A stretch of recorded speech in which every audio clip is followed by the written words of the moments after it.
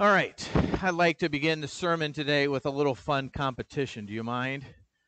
I'm going to ask you, what if money were no object, all right? So you had all the money you wanted. What maker of vehicle would you buy because you think they are the best made, best price, best, most reliable vehicle ever? I'm going to show you the top 5 here in the United States. And when you see who you would buy the brand new of that vehicle, I want you to raise your hand. And we're going to see what is the preferred maker of our vehicles here at EFCA. And then I will let you know what the rest of the United States says, okay? So our first one, we're going to do them in alphabetical order to show no favoritism. The first one is Ford. How many would be buying a Ford, a brand new Ford? All right. We got a few people out there. All right. What about GM? A GM product. Oh, we got a few. Oh, I got a few. Even, or we might have a hard time. Honda. Some Honda. All right. I think we're about. I've got some evenly divided. Yeah, you don't even have to drive yet, right? You can. If you're a kid, you can vote on this one as well. The last, or no, two more after this one. Hyundai, Kia Motors. Any of them? No? All right. Toyota. Who would do Toyota?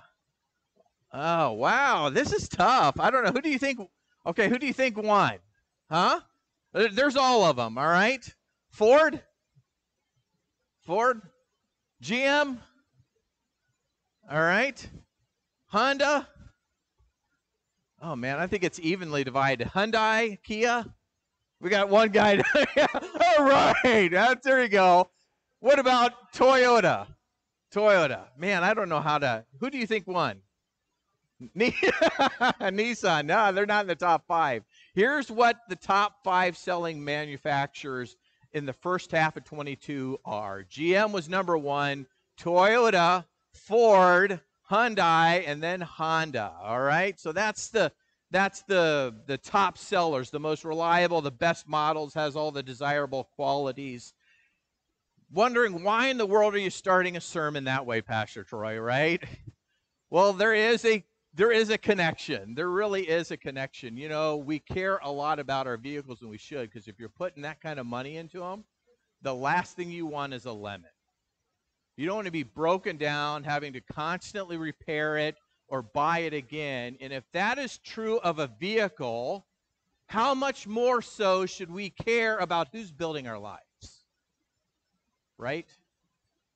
How much more so should we care about who is building our lives? Because let me tell you one thing, breakdowns are coming.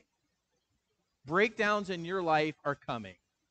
Whether you like it or not, the key is your maker the kind of person that you want making your life to handle when those breakdowns come. The last election and the pandemic shows you how quick American society can break down. A call from a doctor or an accident can help you see how quickly your health can break down. A bill in the mail or a loss of job can show you how quickly finances break down. A divorce or a rebellious child can help you realize how dramatic relationships can break down. When breakdowns happen, what matters is who has been making your life to help you overcome those breakdowns. And this fall, we have been focused on a series about how God has designed the church to be like a vehicle. It's a vehicle that helps us be formed into the image and likeness of Christ. And today we are looking at who the maker of a church, who the maker of Christians are, and his name is Jesus. In fact, he himself claimed to be the maker of Christians and churches in Matthew chapter 16. So if you have your Bibles, please open them to Matthew chapter 16, verses 16 through 18. A pretty famous, well-known, well-loved passage that hopefully we can all grow and even understanding a little bit better, but even more help us appreciate our need for a maker of Jesus in our lives to help us overcome when those breakdowns occur. In Matthew chapter 16, verses 16 through 18, we learn who Jesus is, but even more than, in light of that truth, what he's doing, how he is trying to be at work in our hearts and our lives. And there are two key relevant truths that we're going to look at today from this passage. And the first one is this: the church Jesus builds. In some ways, you could say there is no church if Jesus is not building it. But there are other beliefs and religions out there that claim to be churches that aren't Jesus built. But the church that Jesus builds is the one that overcomes breakdowns. The church Jesus builds overcomes breakdowns. Let me set the context of what's going on when we reach Matthew chapter 16, verses 16 through 18. 3 years earlier, from almost probably about the same time that Jesus is saying and doing these words, was when Jesus was baptized. So we're in the last part of his ministry. It's 9 months before the cross. So he is already starting to think of what's coming in the coming year. And then we see in verse 13, the beginning of 13, Jesus came into the district of Caesarea Philippi. Now, you all know what that means, right? No. Caesarea Philippi, if I had said, and Jesus came to Las Vegas, that's about what we're dealing with here. Caesarea Philippi is like being an Iowa Hawkeye going to Ames. It's about the same distance to Jerusalem from Caesarea Philippi, but they are worlds apart, right? Here is the map of where Jerusalem is down here, and then up here is Caesarea Philippi, about 107 miles away. But I mean, it is east as far as the west when it comes to theological truth, worship of God, kind of an idea. Here is a artist's rendition of what Caesarea Philippi looked like. It was a great Greco-Roman city in the northern part of Israel. And one of the things I want you to pay close attention in particular to is, we'll come back to this, is this cliff at the backdrop. So Jesus is in this region, he's in this town, he's in this area. That's when these events occurred in Caesarea Philippi. It's a pagan town that was devoted to the worship of any god but the true God, let alone Jesus Christ, all right? One of the things that Jesus is talking about out of what comes is the fact that breakdowns happen in life. And we see this at the end of the passage. We're going to go at the end and work backwards to help us understand how God works through the church. The gates of hell shall not prevail. Most translations of our Bible use the word hell for two different Greek words. Most of us, when we think of hell, we think of that eternal, final destiny of fire, right? That's burned, where everyone who does not put their faith and trust in Jesus Christ is going to be condemned along with Satan and all the demons and well. That is not the word that is used here. The word that's used here, or that word is Gehenna. The word that's used here is Hades. It's the place of death. It's the grave, essentially. It's where we all go. The whole point, what Jesus is saying, the gates of hell shall not prevail. The gates of death will not overcome. Things have broken down, is the idea here. In fact, the gates is actually the sign of great strength. There's actually the gates of hell in Caesarea Philippi. I've seen it with my own eyes. This is actually a photo I took of it. It's basically a cave in that cliff that I was showing you at the base. It's called the gates of hell because in the ancient world, especially among pagans, they believed that the source to the underworld, the entrance into death, were caves. And out of this cave, there actually was a flowing of a river, some streams, and so that even more kind of amplified. That's where essentially the demonic forces would come in and out, and so they built this city to worship those kinds of beings. The gates of hell is the kind of idea. But what they did in terms of that worship is they built temples. So that cave was right here. These are temples to worship the god Pan. And let me just say, you did not want to see the worship of god Pan because it was basically pornographic videos. It was horrendous.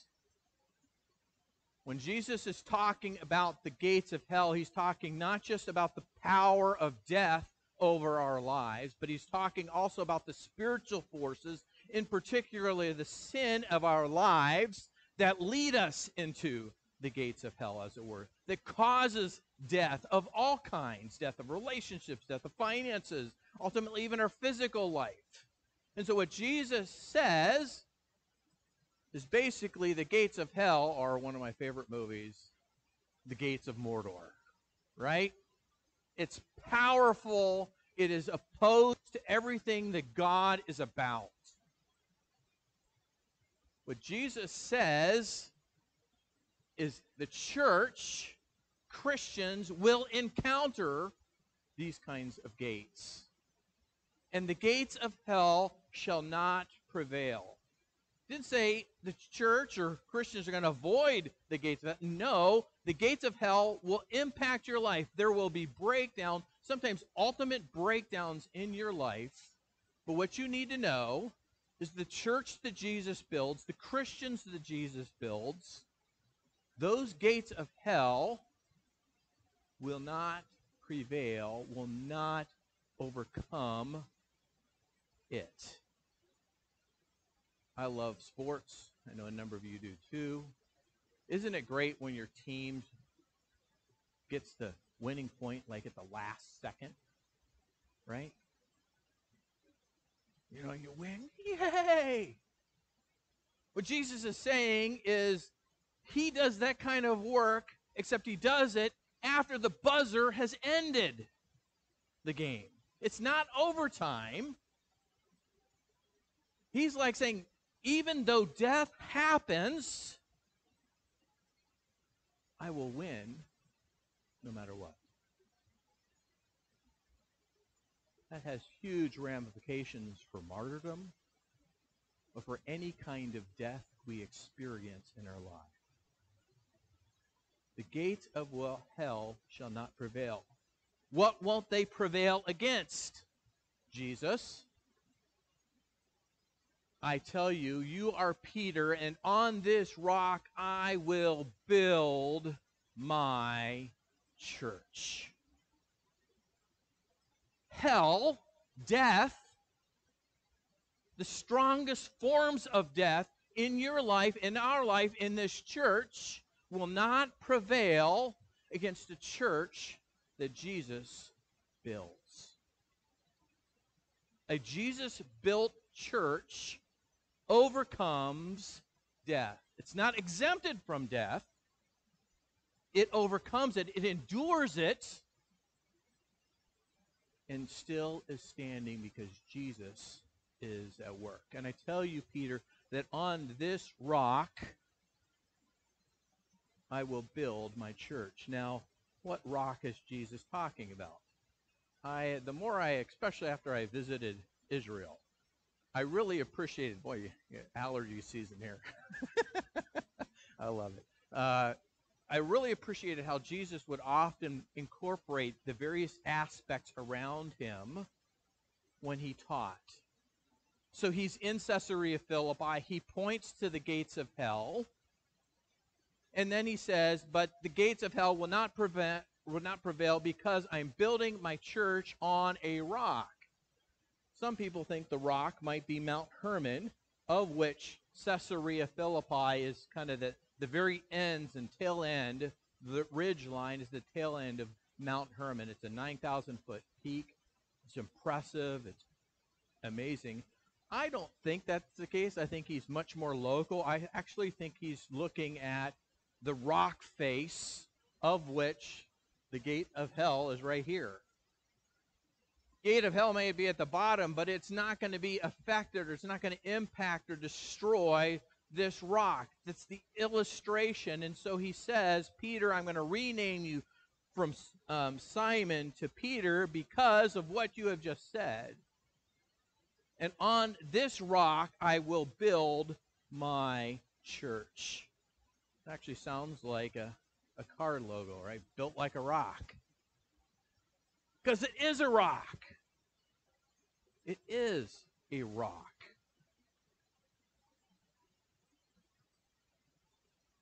It is a rock. Second point. The church is all who trust Jesus to build their lives. The church is all who trust Jesus to build their lives. The first point was telling us that when Jesus builds your life, essentially, even when you encounter death, even when you encounter reversals, they will not overcome, they will be overcome. The church is all who trust Jesus to build their lives. They welcome Christ to build their lives as he sees fit. Why do I say that? Well, let's start at the beginning.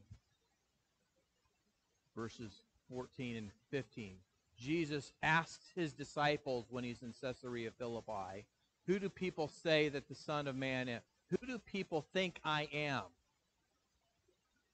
And they answered him. Some say John the Baptist. Some say Elijah that was supposed to come based on Old Testament prophets. Other Jeremiah or one of the prophets. But then he looks at them and says, but who do you say I am? Who do you think I am to your life? What role do you think I am supposed to be playing in your life? And that is when Peter, Simon Peter, replies, you are the Christ. The Greek word for the Hebrew word Messiah, the promised coming King, the Son of the living God. You see what Jesus is doing there when he says, and even the gates of hell, even the gates of death won't prevail? Because Jesus is the promised King who has come. He is the Son of the living God. He is in full control. He is King and he is God. And in this statement, what Peter is saying is you are not just the King, the Messiah. He is saying that. You are the God.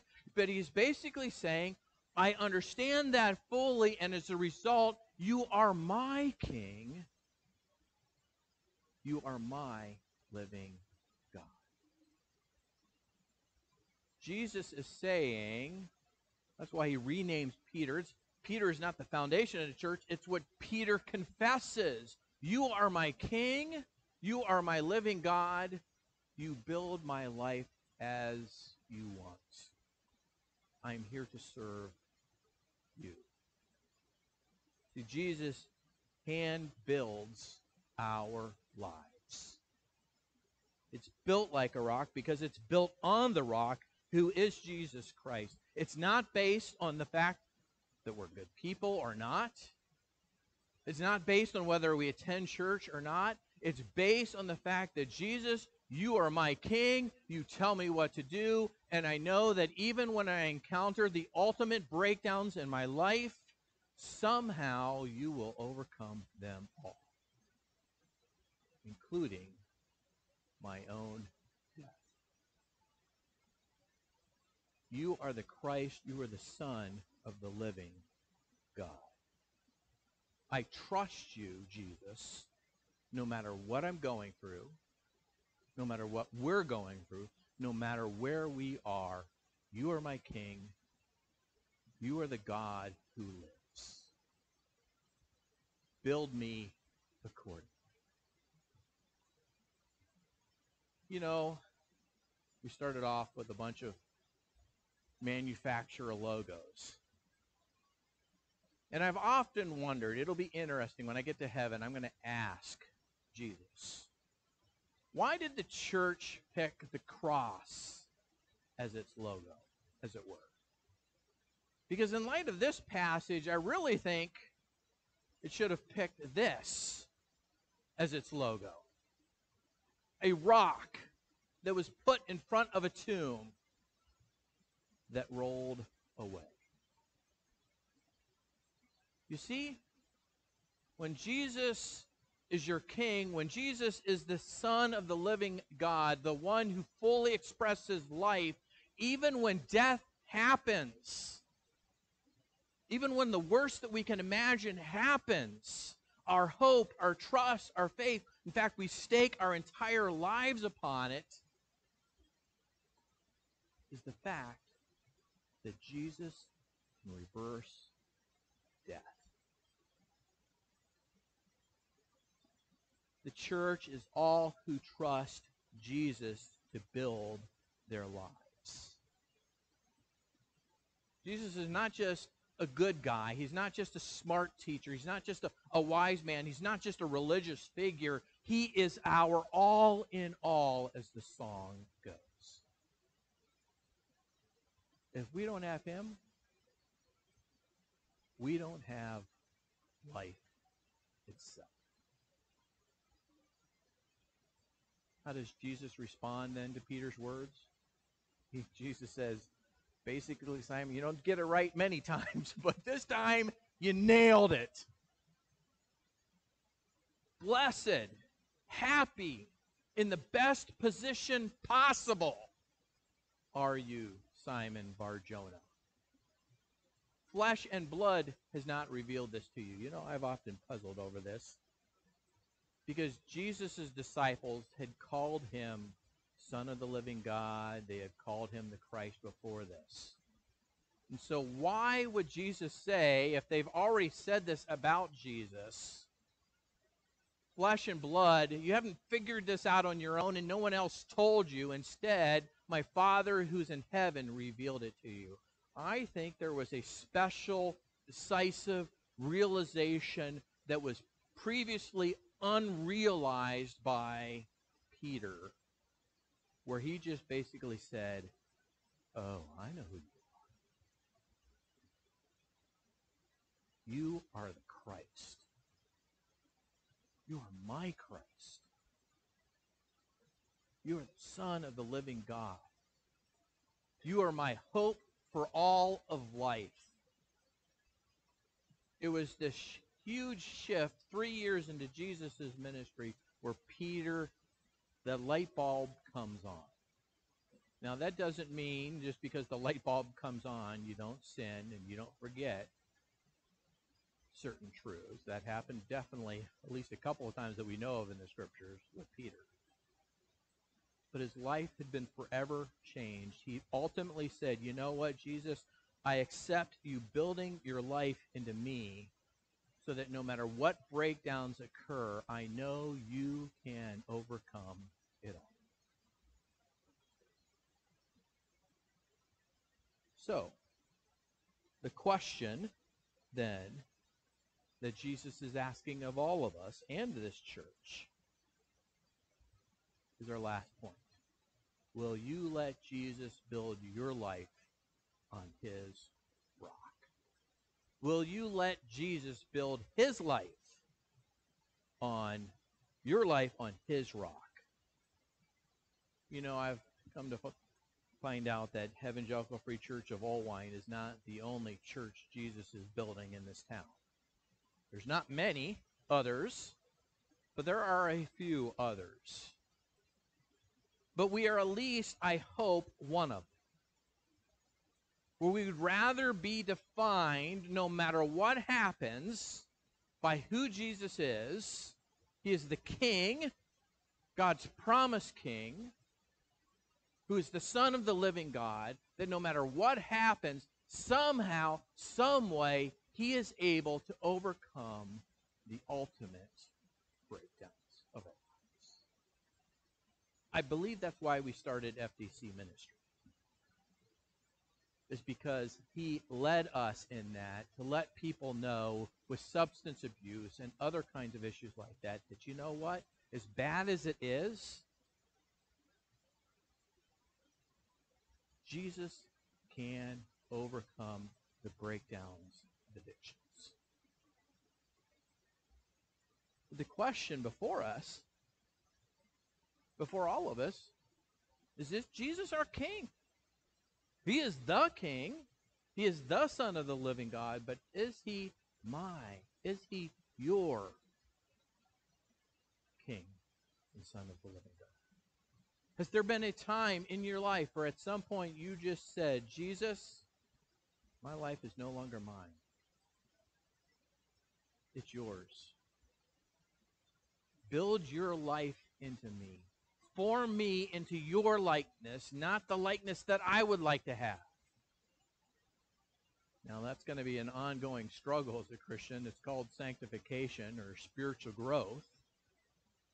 But if you have never started that process, right now, all you have to say in the quietness of your thoughts is, Lord Jesus, you are my King right now, to the end of my life. You are my Son of the living God.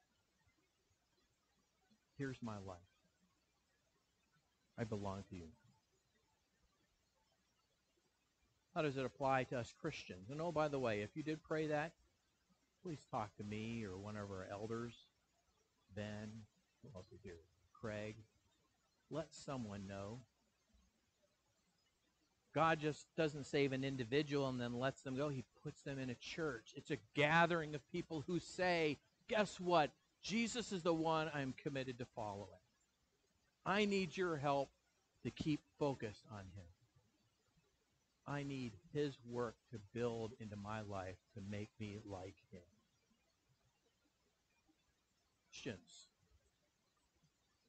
2 questions of application of the fact that Jesus is building and wants to build your life on his rock. Is there any area in your life where you're resisting his call? No, you can't do that, Jesus. I seem to remember Peter saying something about that in a couple verses later as an example. No, you can't have that. No, you can't ask me to do that. Is Jesus your King? Are you letting him build his life into yours? Are you refusing that kingship? The other side of things is something dying in your life. Something that you loved and cherished. Probably rightly so. You know, we have some missionary friends. I knew him from high school that we support. He's in Tanzania. And for the past couple of years, they have been battling corruption in the Tanzanian tax department. Who've been trying to pressure him in the organization, the organization that he has built to help people in destitute poverty figure out how to farm well and bring the gospel into areas where the gospel is not yet reached. And I was with some other friends of mine who we all grew up together while we were gone, and we were talking about just how frustrating it has been because this tax department is almost like a government unto itself. And I mean, he keeps sending out emails saying, we are running out of money the end of this month. And what he has been doing in that area has just blown me away. But I told my friends, the only hope that I have is even if God allows his work to die, the gates of hell will not prevail. God is the ability through the power of Christ to resurrect something far greater than we can even ask or imagine. Now, I hope it doesn't come to that, but I have found too many times in my life, the job loss or infertility or you name it, sometimes God wants us to find what he wants to resurrect. And so he calls us to a cross. The question is not what is dying. That's an important question to ask. And another important question to ask is, why is it dying? But the most important question we ask is, who are you clinging to as it's dying? Who do you hope and want to see his will be done in your life here on earth as it is in heaven? Because we are a people who trust Jesus to build into our lives even when death occurs. What about this church? You know, this past week I had a conversation with someone who listed 4 or 5 events over the last 10 years that have been body blows to this congregation. People have left this church over some of those issues. It's been almost unrelenting. We've seen little glimpses of God's goodness and grace, but overall it seems like there has been a dark cloud over this church for whatever reason over the last 10 years. The gates of hell shall not prevail. If Jesus is building this church, you can't have resurrection unless you have death. And the only one who can resurrect,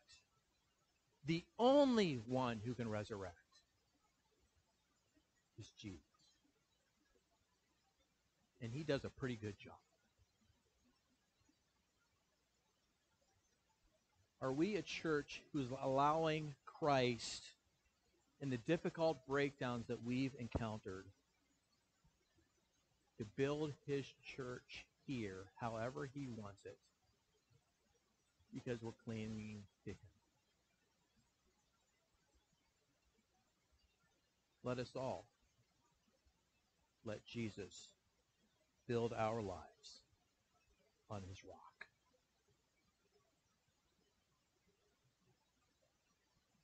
The next verse after this section that helps us transition into communion is verse 21. And Matthew records, from that time on. From what time on? From Peter's confession that you are the Christ, the Son of the living God. And Jesus follows up and says, and on that rock, on that profession, not even the gates of death shall prevail. From that time on, Jesus began to show his disciples that he must what? Go to Jerusalem, 107 miles away, suffer many things from the elders and chief priests and leaders who should have known better, be killed, and on the third day be raised again. You see why I wish our Bibles would translate it more the gates of death kind of an idea? Jesus keeps pointing to himself. And he's trying to remind his disciples, or inform his disciples, you know what? Death is coming. What matters is who you're clinging to in it. And unfortunately, they were asleep, spiritually speaking, and literally, for the next 9 months, so that when the death came, they all ran away. But interesting, when Christ rose from the dead and they realized the fullness of his message, then not even the threat of torture in death was enough to shake them from saying, Jesus is the one who my life is built upon. Jesus has conquered the grave. As the elders come forward,